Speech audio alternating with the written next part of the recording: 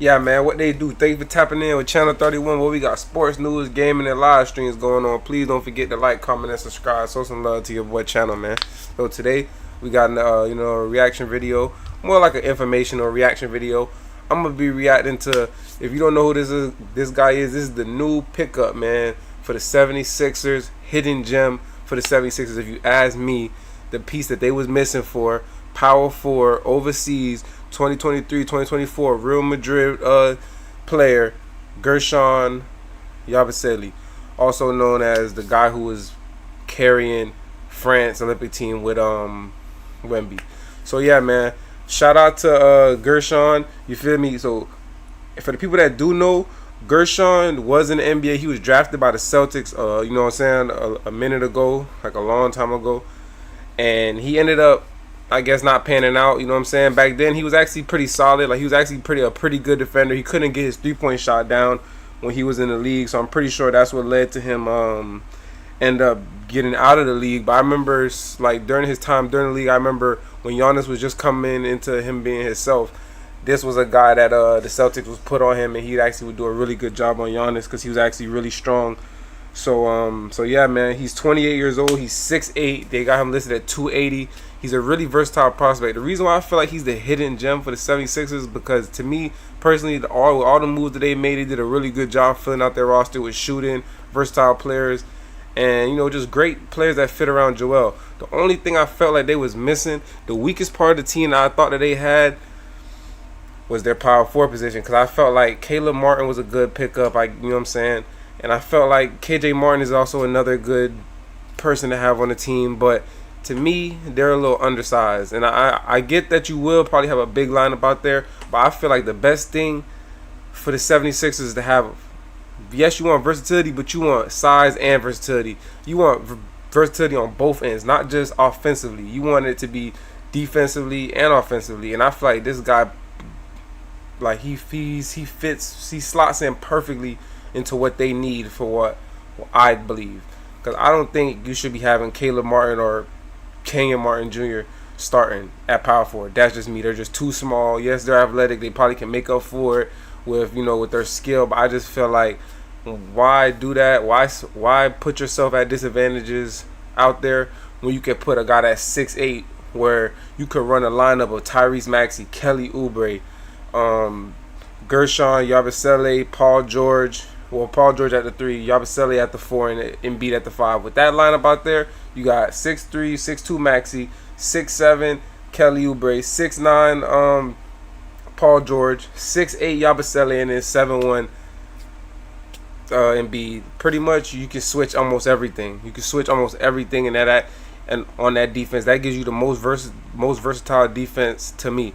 And honestly, I feel like as long as this guy can knock down his threes, he's gonna slide in perfectly, because all you really need from him is just for him to be able to hit his 3-pointers, be a force in transition, maybe be a post presence from time to time, depending on the matchup. Maybe get some duck ins, things like that. But we gonna see right here where his skill set fits in with these 76ers, and why I believe he should be a hidden gem and a big piece of the rotation, even if he isn't starting. I just feel like he slots in. He's exactly what they need and what they're missing, what they were missing at that power forward position. But we're gonna go ahead and get straight into it.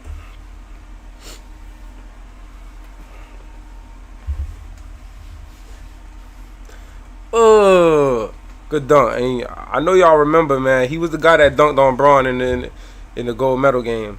The shot is just a little bit funky, but it just needs to go in. See, this is where he's gonna be this is where he's gonna be a problem at in transition. 6'8", big guy with a little ball handle, athleticism, and he should have a lot of energy to run the floor, because he's not gonna be doing much but backdoor cutting and things like that. Like, you see that backdoor cut he just made? He's gonna have a lot of those, because when you got Joel Embiid and Paul George in pick and rolls and Tyrese Maxey in pick and rolls, it's gonna take extra people. It's gonna take extra help, defensive coverage, to stop a lot of those actions from being open shots. And that's where Yabusele can either spot up, be a floor spacer, or cut back door and dunk on guys. And I feel like he's gonna fit in perfectly, because all the guys in that lineup can play make. See, this is where the most important thing. If he can knock down that 3-point shot at a 36, 37% rate, I could really see him playing like a Draymond type of role, man. Like, he's not going to be an elite scorer, but that's not what they need. This is what they need. They just need him to be a defender, an all-around player. Like, for me, I feel like Yabusele coming in, averaging, like, if he's starting, if he can come in and give you 10 points, 7 rebounds, or 9 points, 7 rebounds, a couple of assists, great switchable defense, I feel like that's all you need from the power forward position. Look at that. You feel me? Like, when teams are overloaded on all of your stars, that this would be your power forward that's attacking closeouts, spacing your floor. And look how he runs the floor, man. You can tell he plays with a lot of energy. And with that size, with the size and the physicality y'all have out there on the lineup, oh my goodness, it'll be amazing. Especially when it comes down to rebounding. And then, let's just say y'all don't want him to start. You want him to come off the bench. Him coming off the bench with Andre Drummond, that's going to be the most physical, big lineup coming off the bench. Like, teams are going to have a hard time dealing with him and Drummond. Like, honestly, like, keeping these two guys off the glass.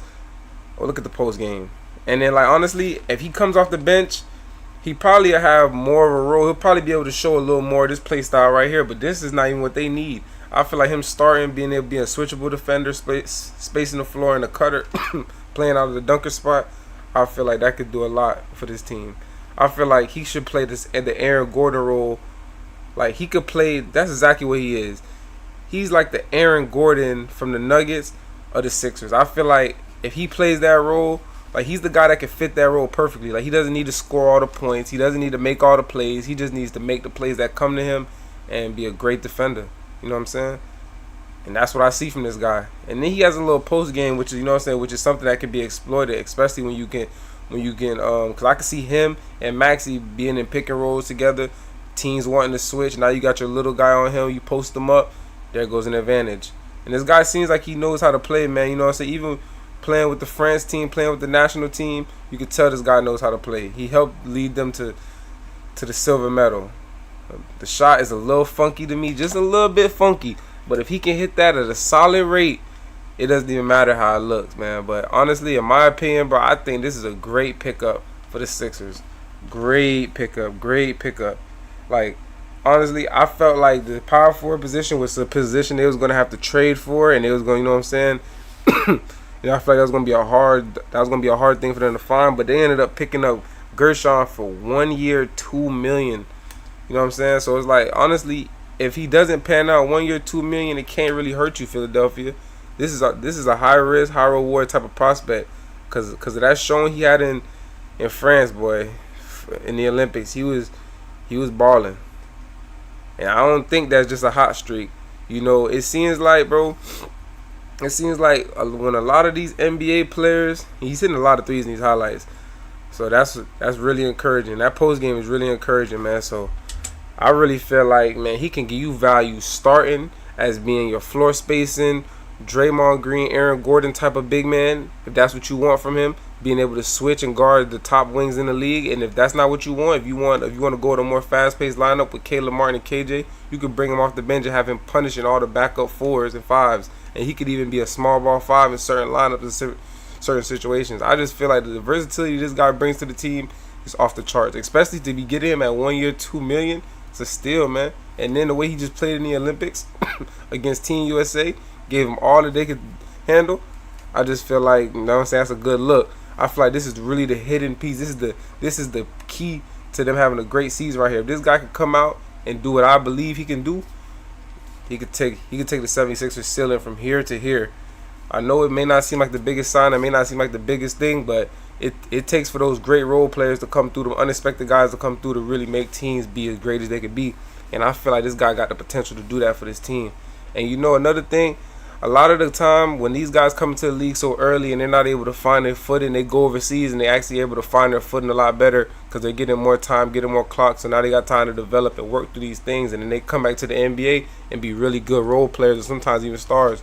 So I feel like Gershon had his time out of the league. He see where he came up short, where he messed up at, and now he's ready to come back and redeem himself. So I feel like he's gonna have a chip on his shoulder. He's gonna be playing super hard. So I think this is the piece, man. They was a little light at power forward, but this is the piece that's gonna solidify that power forward rotation that can help these guys contend for a championship. Y'all let me know if I'm gassing Gershon up a little bit too much. Y'all let me know if y'all feel like how I feel about Gershon. Y'all just let me know, man. But you know what I'm saying? That's gonna go ahead and wrap up this video. I appreciate y'all for tapping in. And if there's any other more unexpected signings or you know what I'm saying, underrated signings that y'all want me to go over and cover, y'all let me know. I'm gonna do anything for y'all. But y'all stay tapped in. I appreciate y'all for tapping in with your boy.